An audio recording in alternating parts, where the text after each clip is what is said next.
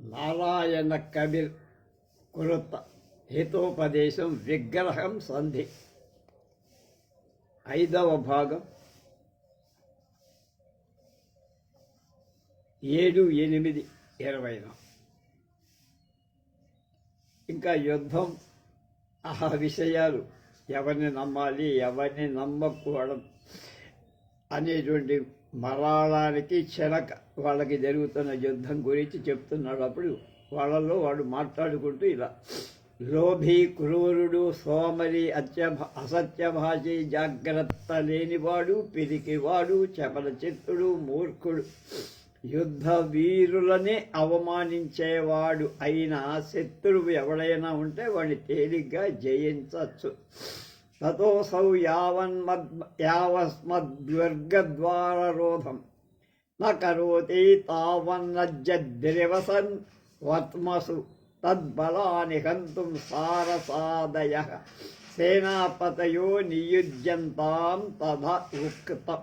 ఏం చెప్పారంటే, దీర్ఘవర్త్మ పరిశ్రాంతం మజ్జద్రివసన సంకులం ఘోరాగ్నిభయ సంత్రస్తం క్షుత్పిపాసాద్ధితం తథా ప్రమత్తం భోజన వ్యగ్రం వ్యాధి దుర్భిక్ష పీడితం అసంస్థితమభూయిష్టం వృష్టివాత సమాకులం సంకుపాంసు జలాచ్ఛన్నం సువ్యస్తం దస్యు విధృతం ఏవం భూతం మహీపాలః పరసైన్యం విఘాతయేత్.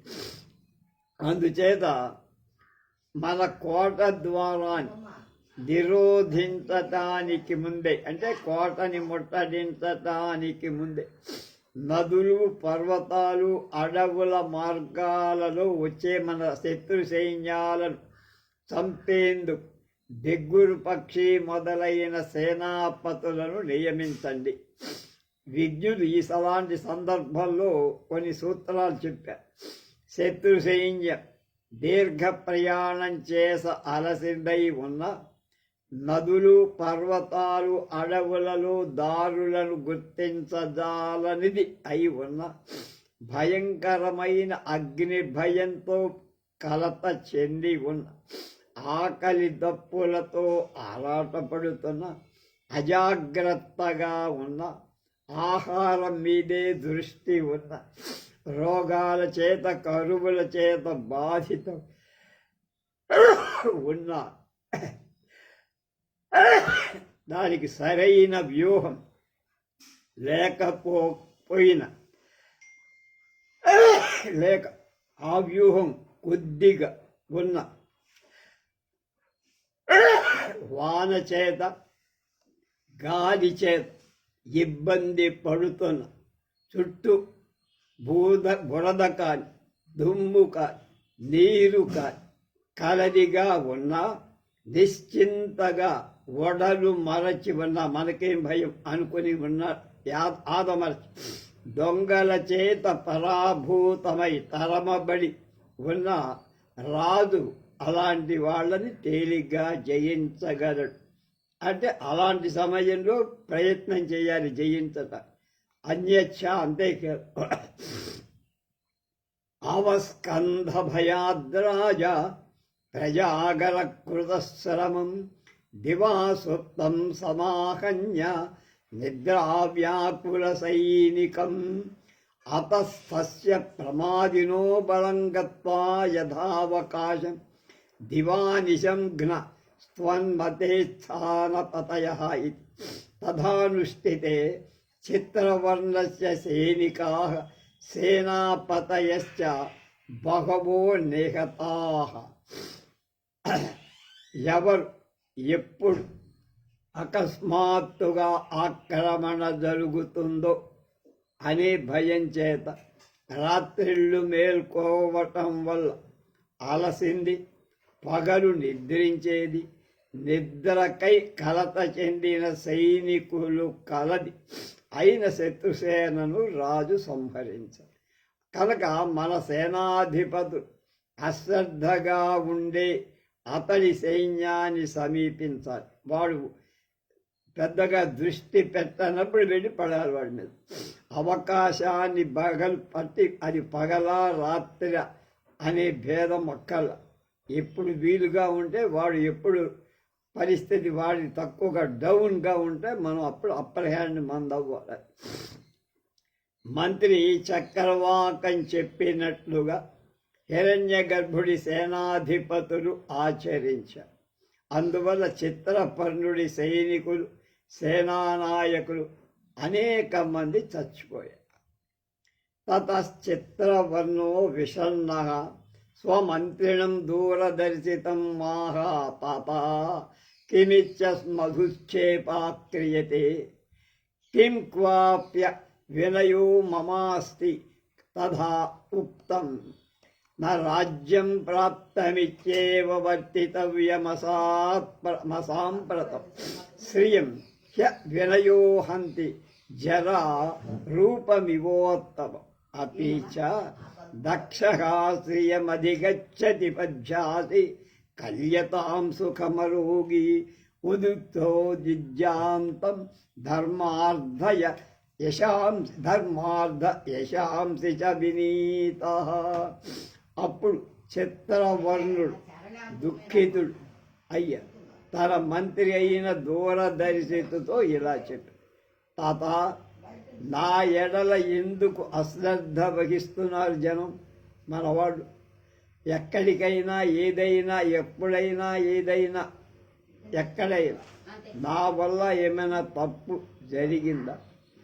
పెద్దలు ఏం చెప్పారంటే, నాకు రాజ్యం వచ్చింది, అది ప్రభువు ఎవ్వడు అనుచితంగా ప్రవర్తించరా.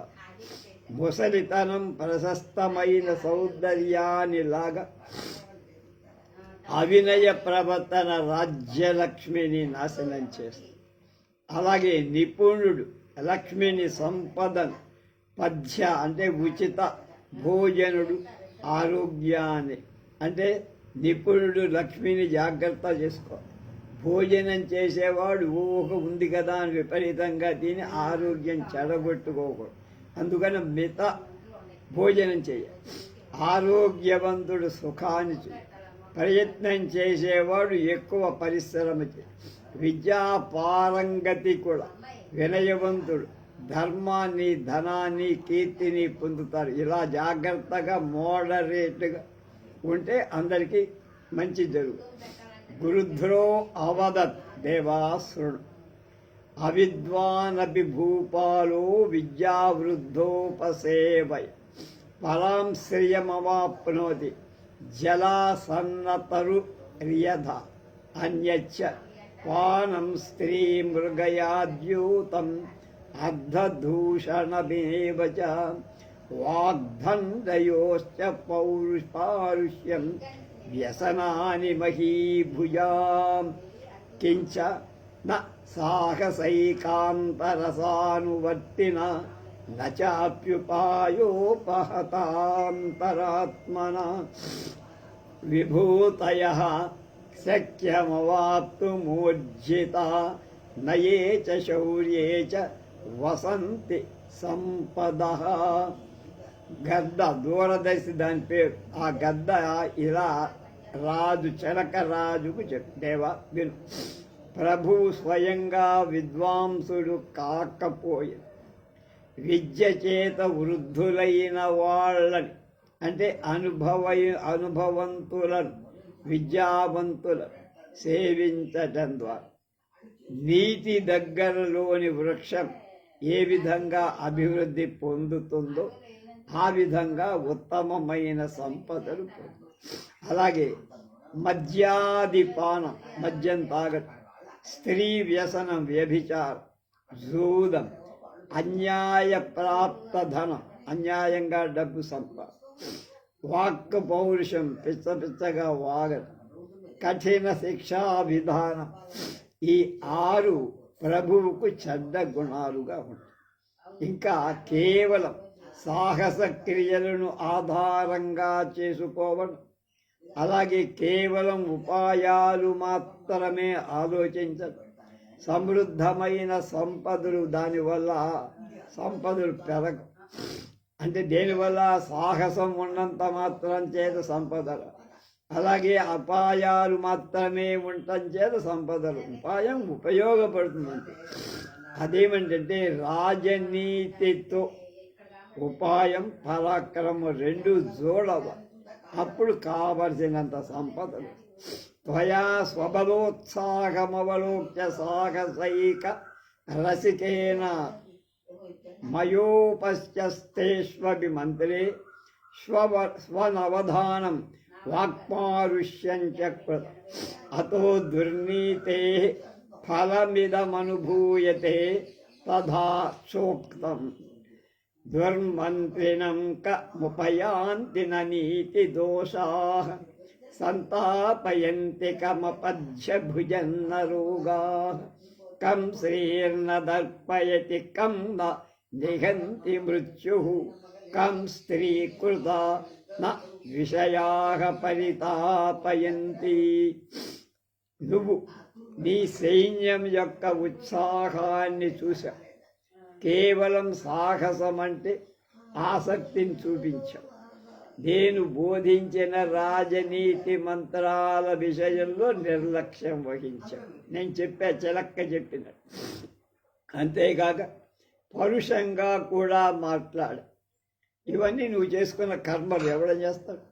ఆ అవినీతికి ఫలం, ఆ అవినీతికి ఇప్పుడు నువ్వు ఫలం అనుభవిస్తావు. విజ్ఞులు ఇలాంటి సందర్భంలో ఏమి హెచ్చరించారో తెలుసా? దుష్ట మంత్రి కల ఏ ప్రభువు కూడా రాజనీతి దోషాలను పొందలేదు. అంటే పొందాడు. ఏ దోషాలు పొందలేదు అని క్వశ్చన్, అంటే పొందాడు. అంటే దుష్టుడైన మంత్రి వల్లే అనేకమైన దోషాలు కలు. అపథ్యాన్ని భుజించే ఎవడు రోగాల చేత పీడింపబడు. తినరాని పదార్థాలు తింటే ఎందుకు రోగాలు రావు. సంపద ఎవడికి గర్వం కలిగించదు, అందరికీ గర్వం కలిగి. మృత్యువు ఎవడిని చంపకుండా వదిలేస్తుందిరా, అందరినీ స్త్రీ వ్యసనం చేత బాధపడందెవడు అంటే అందరూ బాధపడరు. అపరంచ అంతేనా?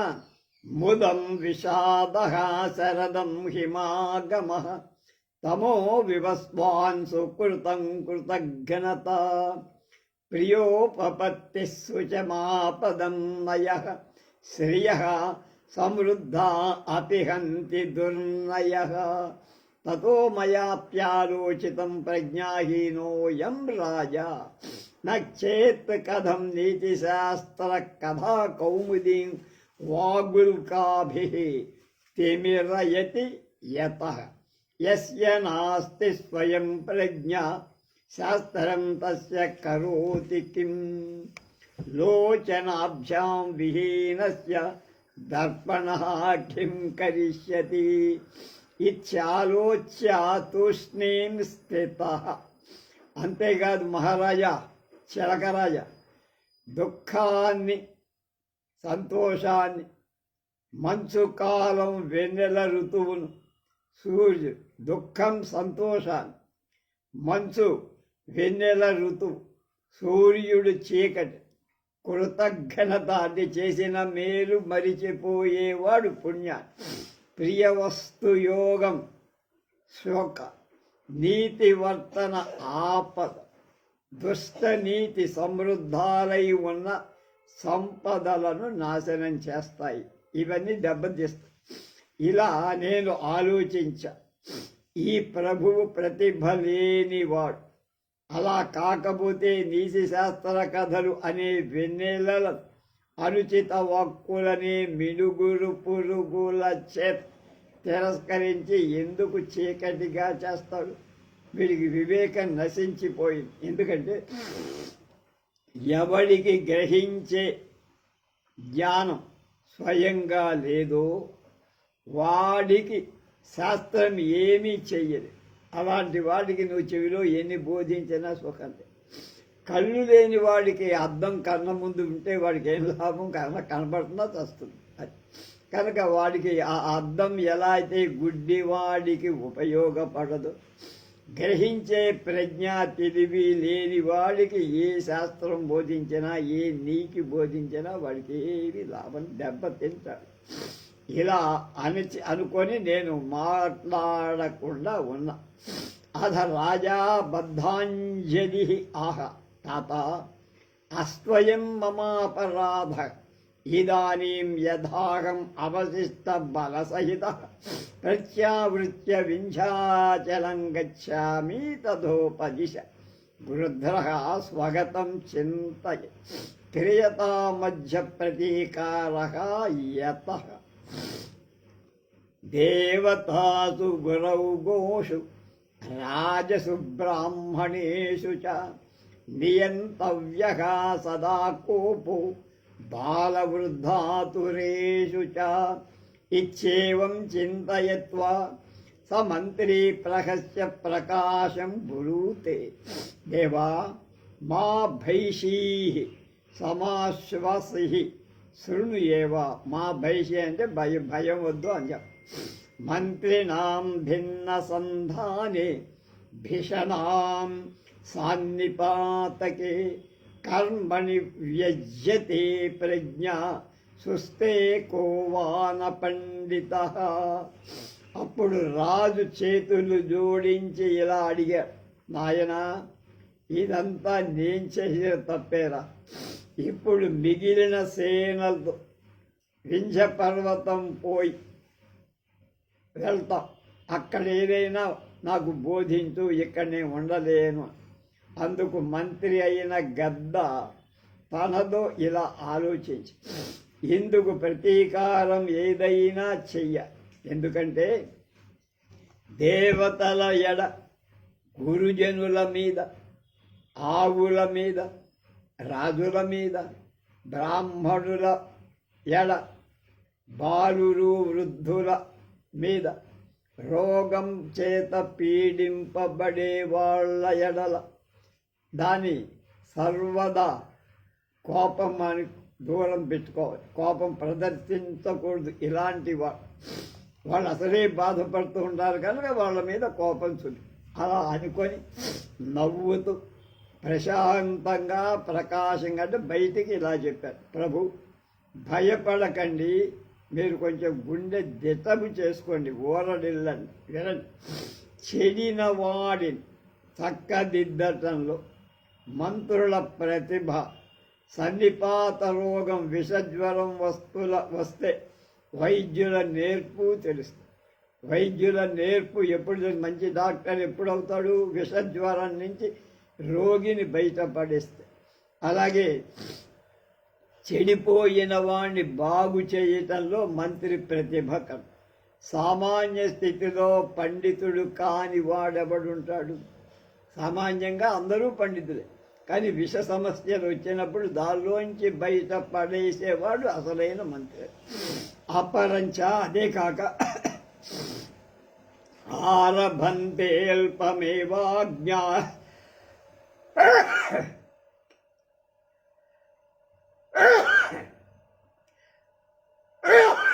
కామం వ్యగ్రా భవంతి చ మహారంభాః కురతధియః నిశని చ నిరాకులాః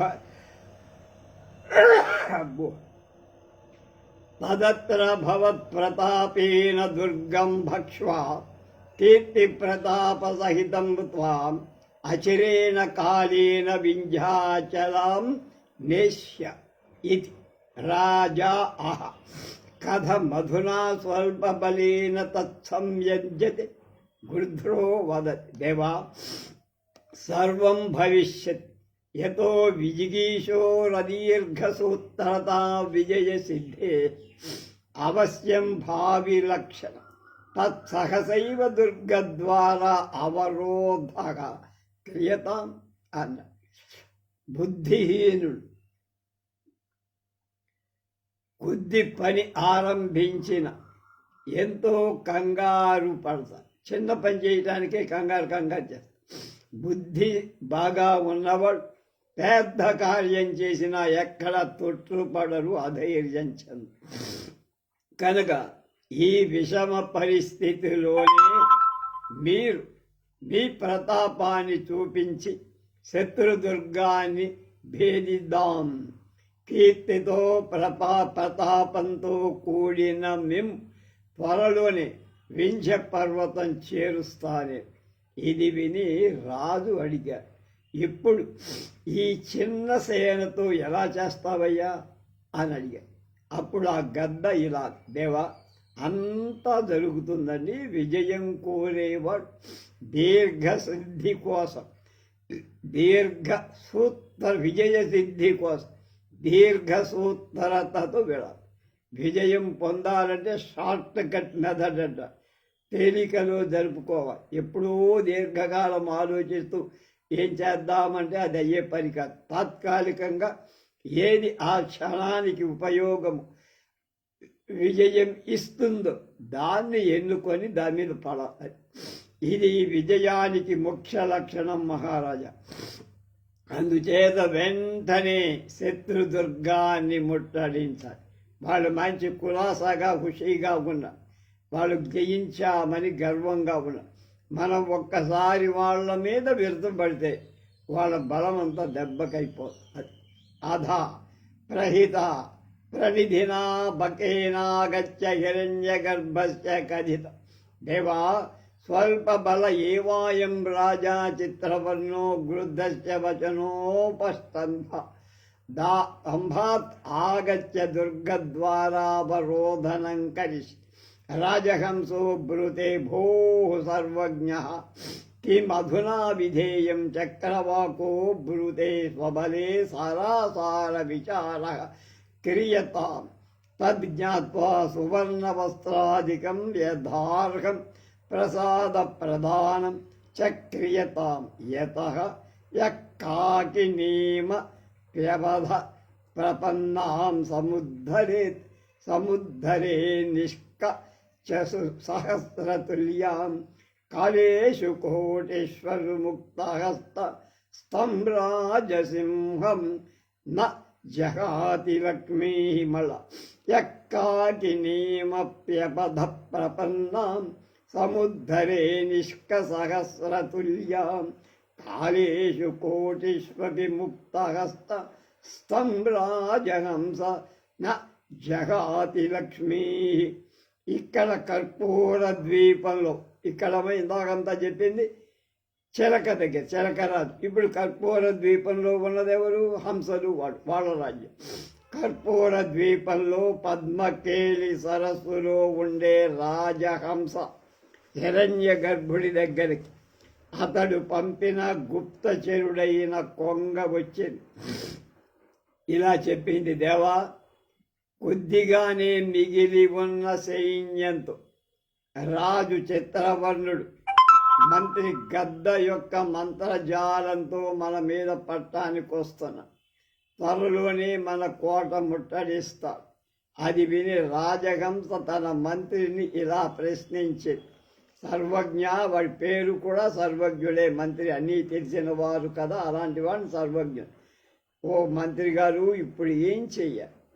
చక్రవాకం అక్కడే ఉంది, అది చెప్పింది. మన సైన్యంలో బలవంతుడెవడో బలహీనుడెవడో ముందు గమనించి అది తెలుసుకొని బంగారం, వస్త్రాలు మొదలైనవి వాళ్ళ యోగ్యతకు తగిన విధంగా ఇచ్చి మనం వాళ్ళని సత్కరించాలి.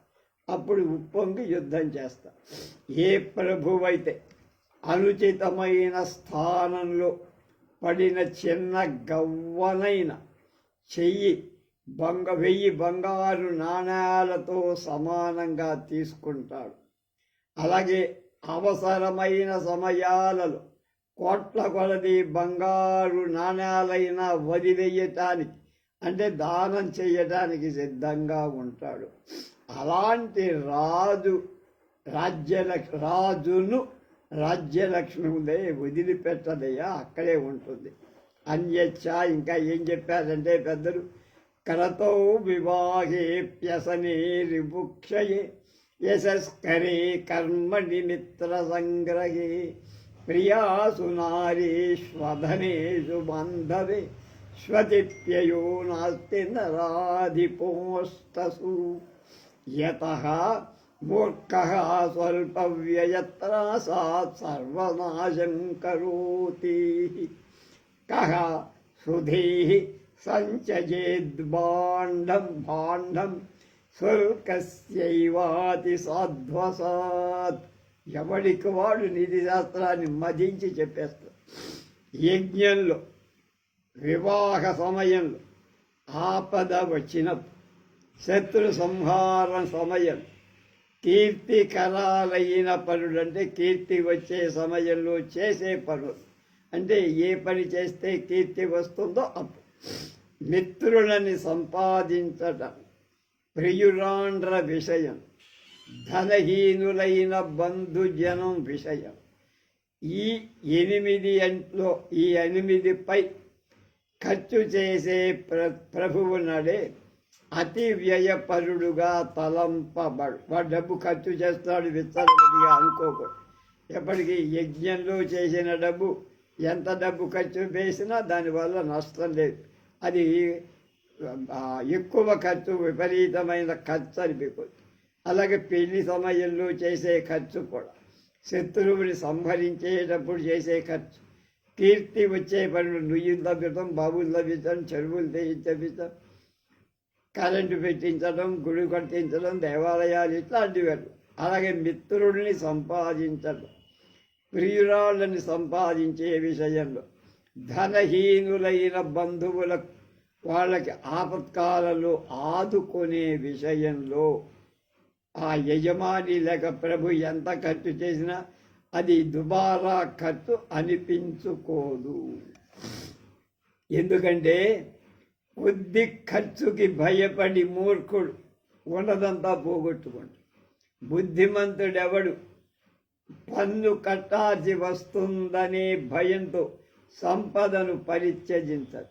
అరే మన డబ్బు ఎక్కువ సంపాదిస్తే గవర్నమెంట్కి మనం ట్యాక్స్ కట్టాల్సి వస్తుందిగా అని సంపాదించకుండా ఎవడు బుద్ధిమంతుడు ఆగడు. ఇంకా పెడుతున్నాడు. రాజాహ కథ నిహ సమయే కథం ఇహ సమయే వ్యయో యుజ్యతే ఉక్తంచ ఆపదద్ధే ధనం రక్షేతి మంత్రీ బ్రూతే శ్రీమతాం కథమాపద రాజాః కదాచిచ్చలితా లక్ష్మీ మంత్రీ బ్రూతే సంచితాపి వినశ్యతి తద్దేవ కార్పణ్యం విముచ్య స్వభటాదానమానాభ్యాం పురస్క్రియంతాం తథా ఉక్తం. పరస్పరజ్ఞాః సంరుష్టాస్యక్తుం ప్రాణాన్ సునిశ్చితాః కులీనా పూజితా సమ్యక్ విజయంతే ద్విషద్బలం. అపరంచ సుభటాః శీలసంపన్నాః సంహతాః కృతనిశ్చయాః అపి 500 శూరా నిఘ్నంతి రిపువాహినీం. రాజహంస అయినటువంటి హిరణ్య గర్భుడు ఇలా అడిగారు. ఆపద విషయంలో అధికంగా ఖర్చు చేయటం ఎందుకని అది మంచిది, సముచితం అవుతుందన్నావు? ఏమిటో కారణం చెప్పు. విద్యులు ఏం చెప్పారు? ఆపత్కాలాని కోసం డబ్బుని దాచుకోమని చెప్పారు కదా, రక్షించమని చెప్పారు కదా. మరి వాళ్ళే డబ్బు ఆ సమయంలో విచ్చలవిడిగా ఖర్చు పెట్టమని ఎలా చెప్తారయ్యా అని అడిగారు. అందుకు మంత్రి ఇలా సమాధానం చెప్పారు. శ్రీమంతుడైన ప్రభువులకు ఆపద ఎలా వస్తాయి అది విని రాజు మళ్ళా అన్న, ఒకానొక వేళ దైవికంగా అంటే మన చేతుల్లో లేకుండా లక్ష్మి సంపద చెలించిపోతే మనకు తెలియకుండా మన దగ్గర ఉండే డబ్బు, దర్శకం, పొలం పుట్ల, నగన్నట్ల మొదలైదంతా వెళ్ళిపోయింది. ఎలాగో వెళ్ళిపోయింది. మన చేతుల్లో లేకుండా ఎవరో కాయేయటం, అగ్నికి జరగటం, అగ్ని ప్రమాదం జరగటము, ఎవరో లాక్కోవడం. అప్పుడు ఏం చేయాలి అంటే అప్పుడు మంత్రి అన్నాడు, అలా అయితే కూడబెట్టిన సంపద కూడా నశిస్తుంది కదా అలాంటి సమయం. నువ్వు ఎంత దాచుకున్నా ఆగదు. కనుక ఓ ప్రభువు లోభ గుణం అనేది ఉండకూడదు. అంటే పిసినారితనం ఉండదు. దాన ధర్మాల చేత మన వీరులను పురస్కరించండి. మన మహావీరులు ఉంటారు, వాళ్ళని పిలవండి, సభాముఖంగా వాళ్ళకి శాలువాలు కప్పండి, బంగారు పథకాలు ఇవ్వండి, వాడు పొగడండి, వాడు యుద్ధాన్ని బయలుదేరుతారు. విజ్ఞులు ఇలాంటి సందర్భంలో కొన్ని మాటలు చెప్పారు.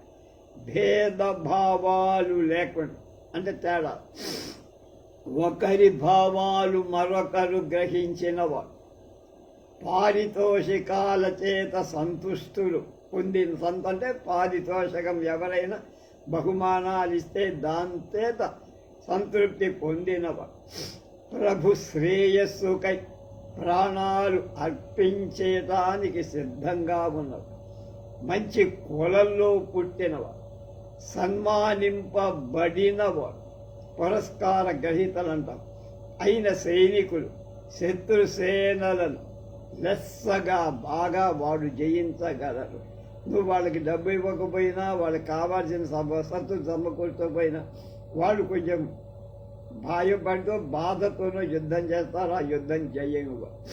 అలాగే శీలవంతుడు కలిసికట్టిగా ఉండేవాడు, దృఢ ప్రతిజ్ఞ చేసి నిలబడేవాడు, వీరులు అయిన సైనికులు 500 మంది ఉన్నా శత్రు సైన్యాన్ని పరిమార్చవచ్చు. కనుక అన్నీ ఉన్న సైనికులు, బలం, గుణం, ధైర్యం, సాహసం, ఉపాయం ఇవన్నీ ఉన్న సైనికులు ఉంటే 500 మంది చాలు, అవతల వాడిని ఈజీగా కొట్టి అవతల పాడు. కించ అంతేకాదు, శిష్టైరవ్య విశేషజ్ఞ ఉగ్రశ్చ కృతనాశక సజ్జతే కిం పునర్నాన్యై యశ్చాప్యాతర్భరిర్నరః యశ్చాప్యాత్మం భరిర్నరః యతః సత్యం శౌర్యం దయాత్యాగో నృపశ్యైతే మహాగుణాః ఏతైః సక్తో మహీపాలః ప్రాప్నోతి ఖలు వాచ్యతాం. ఇంకా విశేషజ్ఞత లేనివాడు, అంటే వాడిలో ఏదో ఒక ప్రత్యేకత ఉండాలి, అవి లేకపోతే క్రుద్ధుడు, విపరీతంగా కోపంతో ఉండేవాడు, కార్యాన్ని చెడగొట్టేవాడు, స్వార్థంతో ఆలోచించేవాడు అయిన మానవుడు ఎవడైనా ఉంటే అలాంటి వాడిని మంచివాడు, సజ్జనులు కూడా వాడిని వదిలేసి దూరం వచ్చేస్తారు, పరిత్యజిస్తారు.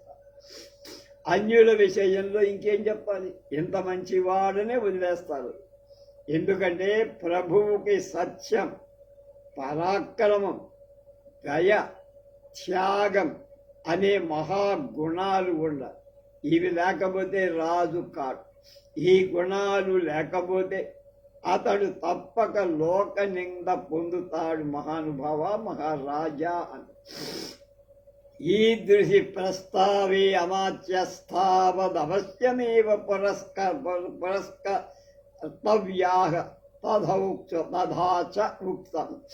యో ఏన ప్రతిబద్ధ స్యాత్ సహ తేనోదయీ వ్యయీ న విశ్వస్తో నియోక్తవ్యః ప్రాణేషు చ ధనేషు చ. యతః ధూర్తః స్త్రీవాసితుర్యస్య మంత్రిణః స్యుః మహీపతేః అనీతి పవనక్షిప్తో కార్యాబ్ధౌ న నిమజ్జతి.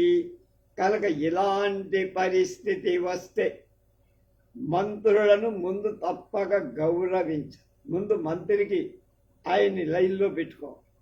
విద్యులు ఇట్లాంటి సందర్భంలో కొన్ని చక్కని నీతి సూత్రాలు చెప్పారు.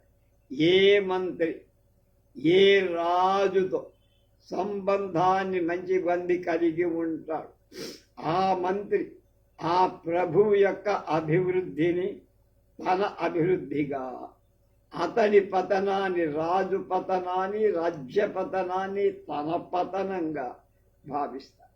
అలా భావించే మంత్రినే విశ్వసించి ప్రభువు తన ప్రాణరక్ష కోసం, ధన రక్షణ కోసం నియమించుకోవాలి. అలాంటి వాడిని ఎన్నుకోవాలి, ఎంపిక చేసుకోవాలి, సెలక్షన్తో. ఎందుకంటే ఏ రాజుకి వంచకుడు కాదు, ఆడది కాదు, బాలుడు, మూర్ఖుడు కాదు మంత్రులుగా ఉంటారు. అంటే ఏం తెలియనివాడు. ఆ రాజు అవినీతి అనే సుడిగాలి ఎత్తుకొని పోతుంది. మనదాకా మనకి 5 ఏళ్ళు పాలన అదే. చెడు పనులు అనే సముద్రంలో విసిరి పాడేస్తుంది. 150 మంది, 51 మంది కాస్త చివరికి 11 మంది మిగిలిన చివరికి. అంటే ఒక సునామీ వచ్చి కొట్టేసినట్టుగా మన ఈ విధంగా ఎలక్షన్లో ఎలా కొట్టేసిందో అలా వెళ్ళిపోతాడు రాజుకు. అతడు సముద్రంలో మునిగిపోతాడు, దిక్కు తోచక, దివాణం తోచక. శృణు దేవా, వినండి మహారాజా. హర్ష క్రోధౌ యతౌ యస్య శాస్త్రార్థే ప్రత్యయస్తథా నిత్యం భృత్యానుపేక్షా చ తస్య స్యాద్ధనదాధరా ఏషాం రాజ్ఞా సహస్యాత ఉచ్యతాపచయౌ ధ్రువం అమాచ్యా ఇతి తాన్ రాజా నావమన్యేత్ కదాచన మహీభుజో మదాంధస్య సంకీర్ణస్యేవ దంతినః స్ఖలతో హి కర్వాకలం కరాలంబః సుశిష్టైః ఏవ దీయతే. దేవా వినయండి. క్రోధం, సంతోషం స్వాధీనంలో ఉంచుకున్నవాడు, అన్ని శాస్త్రాలలో విశ్వాసం ఉన్నవాడు, సేవకుల విషయంలో అశ్రద్ధ లేనివాడు అయిన రాజు రాజ్యం ధనాన్ని ఇస్తుంది, వర్షిస్తుంది ఒక రకం. ఏ మంత్రుడు ప్రభువు యొక్క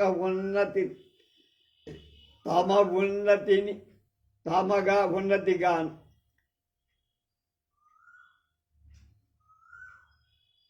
ఆయన పతనాన్ని తన పతనంగా భావించి ప్రవర్తిస్తారు. అలాంటి మంత్రులు, ప్రభువులు ఎప్పుడు అవమానించరాదు, వాడిని ప్రోత్సహించు. అలాగే మదంచే కళ్ళు కనపడక బురదలో పడిన ఏనుగు ఒడ్డుకు అప్రమత్తాలై మిగిలి ఉండే ఏనుగులు తమ తొండాలు పెట్టి ఒకదాంతొకటి ఊతగా ఇచ్చి ఎలా పైటికి లాగుతాయో, అలాగే రాజ్యలక్ష్మి మదాంధుడే, దుష్ట భావ సంకీర్ణుడే, ఆపద పొందిన ప్రభువును శిస్తులైనా గొప్పవాళ్ళైనా తెలివితేటలున్న మంత్రులు తమ చేతులను, బుర్రలను, ఆలోచన ఆధారంగా బయటపడేస్తారు, ఉద్ధరిస్తారు. రాజుతో పాటు రాజ్యం కూడా అధాగచ్చ ప్రణమ్య మేఘవర్ణో బ్రూతే దేవా దృష్టి ప్రసాదం కురు ఇదానీం విపక్షో దుర్గద్వారి వర్తతే తద్దేవ పాదాదేశాద్ బహిర్ని సృత్యస్వవిక్రమం దర్శయామి ఏన దేవ పాదానామాన్రుణ్య ఉపగచ్చామి.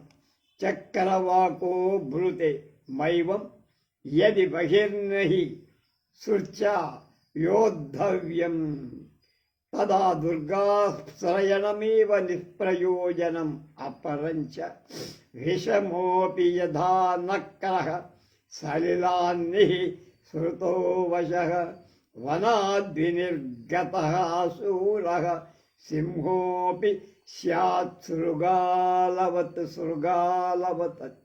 ఇంతలో మేఘవర్ణుడు అంటే శత్రువు, గుప్తచరుడైన కాకి, దీని చక్రవాకం వద్దన్న రాజహంస ఆశ్రయం ఇచ్చింది కాకి. వచ్చాడు, నమస్కారం చేసి ఇలా చెప్పాడు, ప్రభు దయ ఉంచి నా వైపు ఒకసారి చూడు.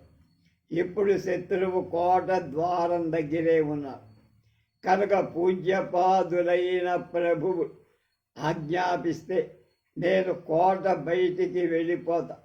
నా పరాక్రమం వాళ్ళ మీద చూపిస్తా. ప్రభువులు ఇంతకాలం నా మీద చూపిన దయకు రుణం తీర్చుకుంటా అన్నారు. చక్రవాకం అప్పుడు అంది, అలా వద్దు, వెలపలికి వెళ్ళి యుద్ధం చేయాల్సి ఉంటే ఇక ఈ దుర్గాన్ని ఆశ్రయించడమే వ్యర్థం. దుర్గం మీద మనం ఎందుకుంటాం అని. మొసలి భయంకరమై ఉండి కూడా నీటి బయటికి వస్తే లోబడుతుంది. అది నీళ్లలో ఉంటే దాని బయటకు వస్తే జనం కొట్టే దెబ్బకి వస్తుంది. అలాగే సింహం ఎంత పరాక్రమశాలి అయినా అడవి దాటి బయటకు వస్తే చంపేస్తాం. కనుక నక్కలకే లొంగిపోతుంది, ఎవడో ఒక్కల. అది వాయసో బ్రూతే. అప్పుడు కాకి అంటోంది, దేవా స్వయంగత్వా దృశ్యతాం యుద్ధం యతః పురస్కృత్య బలం రాజా యోధయేత్ అవలోకయన్ స్వామినాధిష్ఠితః అస్మాభి కిం న సింహాయతే ధ్రువం.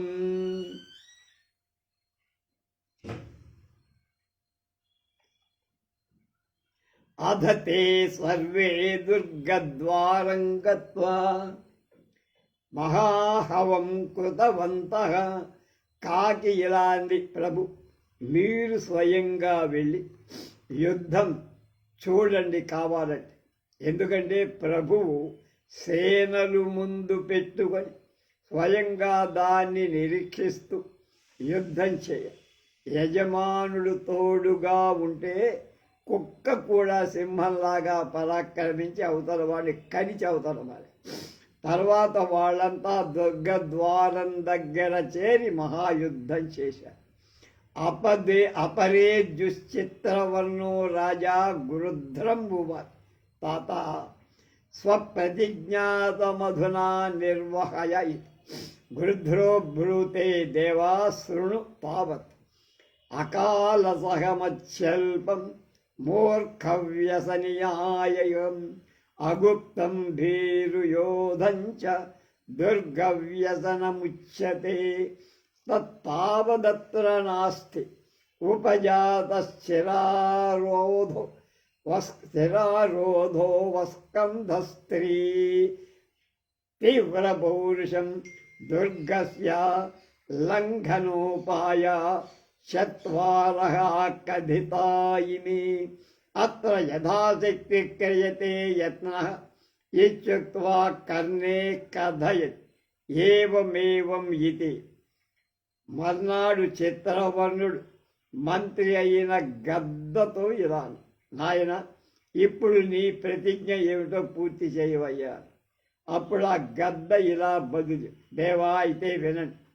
చాలా కాలం ముట్టడిని సహించలేకపోవడం, కొద్ది సైన్యమే ఉండటం, మూర్ఖులు వ్యసనపరులు అయి పిరికి వాళ్ళైన స్నేహితులు ఉండటం అనే ఈ 5 చెడు లక్షణాలు కోటలకు వ్యసనాలుగా చెప్పబడతాయి. అది మాత్రం మన దగ్గర లేదు. ఆ వ్యసనాలు మనకు లేవు. కోటలోని సైనికులలో విరోధం పుట్టించడం, చాలా కాలం ముట్టడించడం, హఠాత్తుగా ఆక్రమించడం, తీవ్రమైన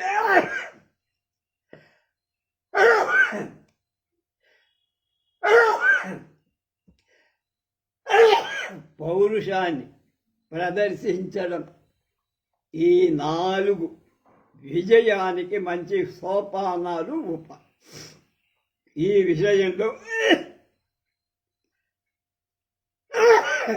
యథాశక్తి మనం ప్రయత్నం చెయ్యాలి.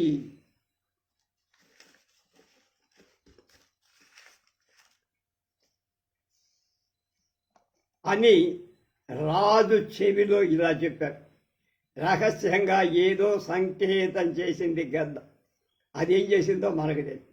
తతో అనుదిత ఏవ భాస్కరే చతుర్ష దుర్గద్వారేషు ప్రవృత్తే యుద్ధే దుర్గాభ్యంతరగృహే శివే కదా కాకేన నిర్క్షిప్తః తతో గృహీతం దుర్గం ఇతి కోలాహలం శ్రుత్వా సర్వతః ప్రదీప్తాగ్నిమవలోక్య రాజహంస సైనిక బహవో దుర్గవాసినశ్చ సత్పరం హరదం ప్రవిష్టాః యతః సుమంత్రితం సువిక్రాంతం సుయుద్ధం సుఫలాయితం కార్యకాలే యథాశక్తి కుర్యాన్నతు విచారయేత్. సూర్యోదయానికి ముందే కోట ద్వారాలు 4 భీకరమైన యుద్ధం ప్రారంభమై ఇంతలో కాకి కోటలోని ఇళ్లకు ఒకేసారి నిప్పు పెట్టేసి అప్పుడు రాజహంస సైనికులు అలాగే కోటలోని వాళ్ళందరూ కోట లోబడింది అనే కేకలు విన్నారు. అన్ని వైపులా ప్రజ్వరిల్లే అగ్నిని చూశారు. వెంటనే మడుగులో చొరబడ్డారు. ఎందుకంటే కాలానుగుణంగా ఉత్తమ మంత్రం అంటే ఆలోచన, ప్రశస్త విక్రమం, శ్రేష్ఠ సంగ్రామం, విజయ అవకాశాలు ఏ విధంగా కనపడకపోతే నేర్పుగా పరిగెత్తడం, వెంటనే కాళ్ళకు బుద్ధి చెప్పడం అనేది బుద్ధితో చెయ్యాలి. ఇందు ఎలాంటి తర్క వితర్కాలు ఆలోచించరు. రాజా హంసశ్చ స్వభావాన్ మందగతి సార ద్వితీయ చిత్రపన్నస్య సేనాపతినా కుక్కుటేనా గచ్చ వేష్టిత హిరణ్యగర్భగా సారసమాహ సేనాపతే సారస మమ అనురోధాదాత్మానం కథం వ్యాపాదయసి అధునాహం గంతు సమర్థ త్వగంతు మధునాపి సమర్థ తద్గత్వా జలం ప్రవిశ్చాత్మానం పరిరక్ష అస్మత్పుత్రం చూడామణి నామం సర్వజ్ఞశ్చ సంయత రాజ్యానం కరిష్యతి సారసో బ్రూతే దేవా న వక్తవ్యమేవం దుసహనం వచః యావచ్చంద్రార్కౌ దివి తిష్టతస్తావద్విజయతాం దేవ అహం దేవా దుర్గాధికారి తన్మమాంసా సృగ్విలిప్తేన ద్వారవత్మనా తావత్ ప్రవిశతు శత్రు అపరంచ దేవా దాతా క్షమీ గుణగ్రాహి స్వామీ దుఃఖేన లభ్యతే రాజాఘ సత్యమేవైతత్ కింతు శుచి దక్షో అనురక్తశ్చ జానే భృత్యోపి దుర్లభ. రాజు అయిన హంస హిరణ్య గర్భుడు సహజంగానే మందగమనం కలవ. అతడికి తోడుగా సేనాపతి అయిన సారస పక్షి బిగ్గురు పక్షి. ఇంతలో చిత్రవర్ణుడి సేనాపతి అయిన కోడి వచ్చి ముట్టడించేసి అప్పుడు హిరణ్య గర్భుడు తన సైన్యాధిపతి సారపక్షితో ఇలా అన్నాడు, ఓ సేనాపతి సారసపక్షి, నాకై నువ్వు కూడా ఎందుకు చస్తావే? ఇప్పుడు నేను నడవలేను, నువ్వు ఇప్పుడు పోగలవు కనుక వెళ్ళిపో, నీటిలోకి పోయి ఆత్మరక్షణ చేసుకో. నా పుత్రుడైన చూడామణిని మంత్రి అయిన సర్వజ్ఞుడి అంగీకారంతో రాజును చేయండి అని ఆ మాటలు విన్న సారస పక్షి ఇలా అంది, దేవా, ఇలాంటి సహించరాని మాటలు అనకండి. సూర్యచంద్రుడు ఆకాశంలో ఉన్నంత కాలం మీరు విజయంతో విరాజిల్లగలుగుతా. నేను కోటకి అధికారిని ప్రభు, అందువల్ల నా మాంసంచే రక్తంచే తడపబడ్డ మార్గాన్ని శత్రువు ప్రవేశించాలి. అంటే నన్ను చంపిన తర్వాతే శత్రువు కోటలోకి రావు. అలాగే నా ప్రాణత్యాగాన్ని చేసి కోట మిమ్మల్ని కనుక అందువల్ల దేవా, దాత, సహనశీలుడు, గుణజ్ఞుడు అయిన ప్రభువు లభించటం కష్టం. మీరు అన్ని యోగ్యతలు వల్లవు. అది విని రాజు హిరణ్య గర్భుడు ఇలా అన్నాడు, నిజమేనయ్యా, కానీ పవిత్రుడు సమర్థుడు స్వామి భక్తుడు అయిన సేవకుడు ఇలాంటి వాడు లభించడం చాలా దుర్లభం కదరా మహాత్మా అన్న. సారసో బ్రూతే శృణుదేవ యది సమరమపాస్య నాస్తి మృత్యోర్భయమితి యుక్తమితోన్యతః ప్రయాతుం అధ మరణమవశ్యమేవ జంతోః కిమితి ముధాం మలినం యశః క్రియేత్ అన్యశ్చ భవేత్ పవనోద్భ్రాంత వీచి విభ్రమభంగులే జాయతే పుణ్యయోగేన పరార్థే జీవితవ్యయః. సారస పక్షి రాజైనటువంటి హంసతో ఇలా చెప్పింది, దేవా వినండి. యుద్ధ భూమిని వదలి పారిపోతే మరణ భయం లేకపోతే అలా పారిపోవటం సముచితమే. ఇక్కడి నుంచి పారిపోయినంత మాత్రం చేత మనల్ని వదిలిపెట్టారనుకోవడం భ్రమ. పుట్టిన ప్రతివాడు చావక తప్ప. అలాంటి స్థితిలో పారిపోయి వ్యర్థంగా అపకీర్తి మూట కట్టుకోవడం దేనికి? అలాగే వాయువు చేత నీటిలో బుడుతూ గిడుతూ ఉండే తరంగాలలాగా క్షణికమైన ఈ సంసారం పరహితానికై ప్రాణాలు వదలటం అనే పుణ్యయోగం వల్లే లభిస్తుంది. స్వామ్యమాత్యశ్చ రాష్ట్రంచ దుర్గం కోశో బలం సురత్ రాజ్యాంగాని ప్రకృతయః పౌరాణాం శ్రేణయోపి చ. దేవా త్వంచ స్వామి సర్వదా రక్షణీయః యతః ప్రకృతి స్వామినం త్యక్త్వా సముద్ధాపి న జీవతి అపి ధన్వంతరిర్వైద్యః కిం కరోతి గతాయుషీ. అపరంచ నరేశే జీవలోకోయం నిమీలతి ఉదేచ్యుదీయమానే చ రవావివ సరోరుహం. అత్రాపి ప్రధానాంగం రాజా.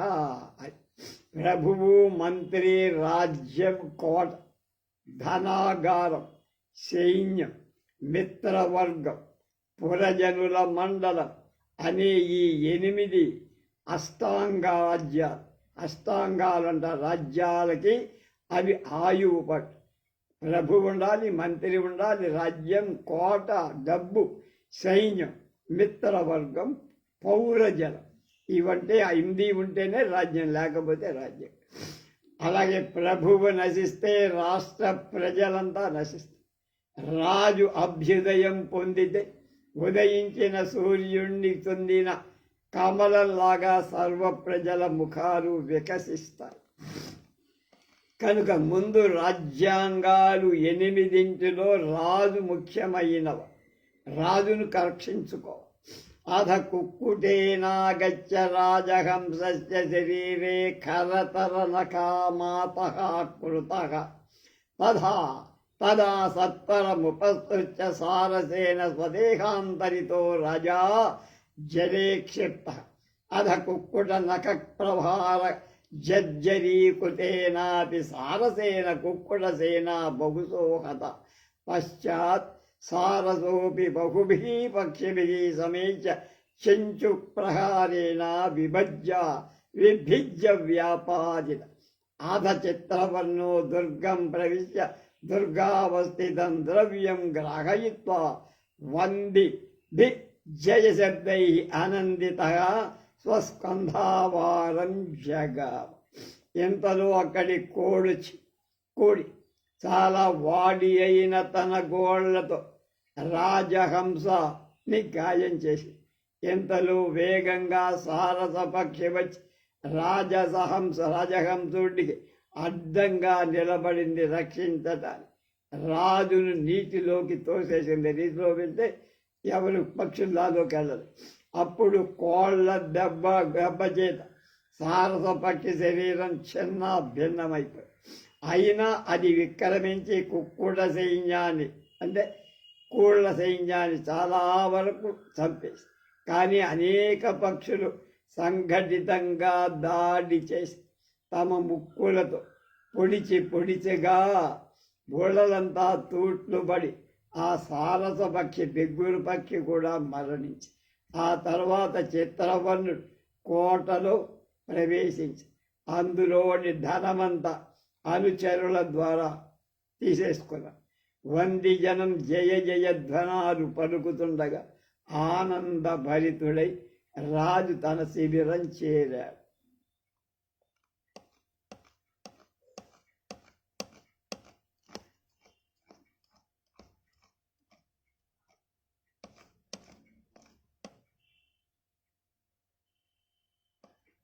అప్పుడు రాజపుత్రుడు అడిగారు గురువు గారిని, ఏమడిగారు, ఏం చెప్పాడు అనే కథ రేపు తెలుసుకుందాం.